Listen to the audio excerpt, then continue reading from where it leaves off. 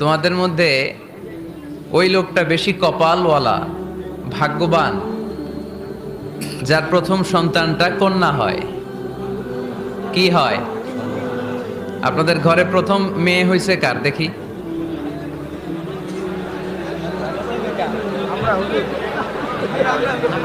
ঠিক আছে, মাশাআল্লাহ। হাত নামান, হাত নামান।